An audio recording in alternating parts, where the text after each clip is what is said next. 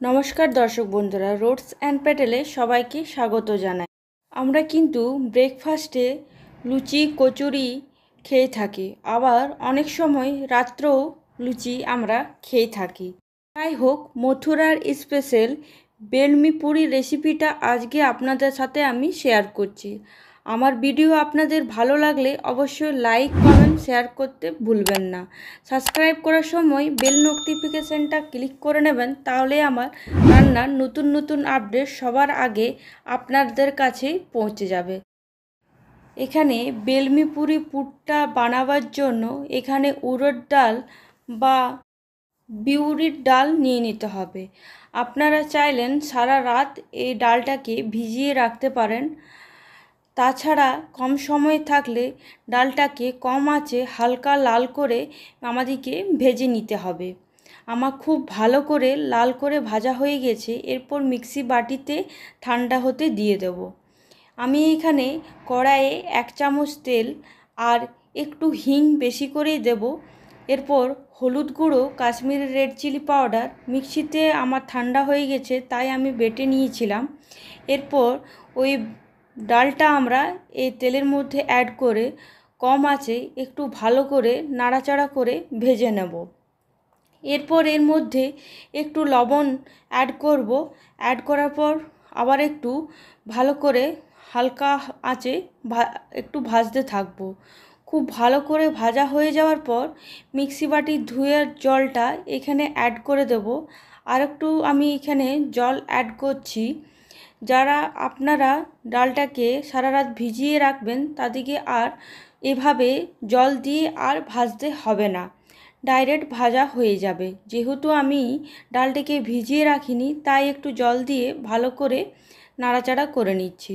দেখুন, যখন ডালটা এভাবে কড়াইয়ের সাথে উঠে যাবে তখন আমাদেরকে একটা পাত্রে তুলে রাখতে হবে। এরপর আমি এইখানে আটা নিয়ে নিয়েছি। এরপর জোয়ান আর লবণ আর একটু তেল দিয়ে দেবো। আপনারা চাইলেন ঘি দিতে পারেন, আপনাদের নিজেদের মতন আন্দাজ করে আটাটা নিয়ে নেবেন। এরপর হাতের সাহায্যে ভালো করে সব কিছু মিশিয়ে নেবেন। যখন দেখবেন হাতের সাহায্যে একটা গোল ফাড়া হচ্ছে, তখন জানতে পারবেন ময়ানটা ঠিক হয়েছে।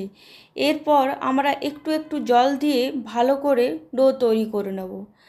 খুব একটা নরমও করব না আর খুব একটা শক্ত করব না, ভালো করে ডোটা তৈরি করে নেব। আমার আঠা মাখা হয়ে গেছে। এরপর এক এক করে আমি লিচি কেটে নিচ্ছি। এভাবে ছোট ছোট করে আমাদেরকে লিচিটা কাটতে হবে। আপনারা দেখুন, এইভাবে ছোট ছোট করে লিচিটা কেটে নেব।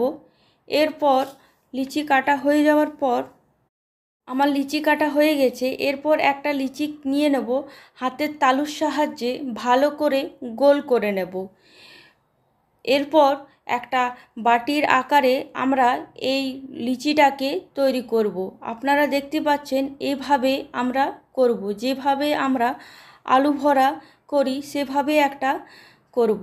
এরপর ডালটা যে তৈরি করে রেখেছিলাম সে ডালটাও আমরা হাতের তালুর সাহায্যে একটু নিয়ে গোল গোল করে নেব।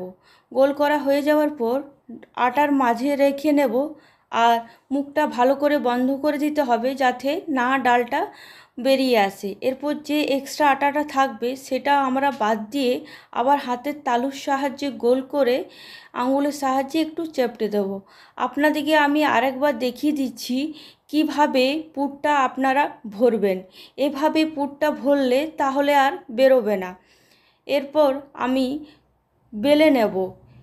দেখুন বন্ধুরা, এভাবে একটু তেল নিয়ে হালকা হাতে একটু করে বেলে নিতে হবে। আমি একটু বড় বড় করেই বেলছি। এরপর আমি গ্যাসে তেল গরম হতে দিয়ে দিয়েছি। এরপর একটা লুচি আমি এখানে ছেড়ে দেব। ছেড়ে দেওয়ার পর একটু হালকা করে ওপরে তেল দেব। দেখুন, তেল দেওয়াতে কি সুন্দর লুচিটা আমাদের ফুলে এসছে। কচুরি আমাদের ফুলে গেছে। আমি আরেক সাইডটাও ভেজে নেব। উল্টে নিলাম বন্ধুরা, দেখো কি সুন্দর ফুলে এসছে। আপনারা সকলেই বাড়িতে একবার এটা নিশ্চয়ই বানিয়ে দেখুন আর আমাকে কমেন্টের মাধ্যমে জানাবেন। তাহলেই আমাদের রেডি মথুরার বেলমি পুরির রেসিপি।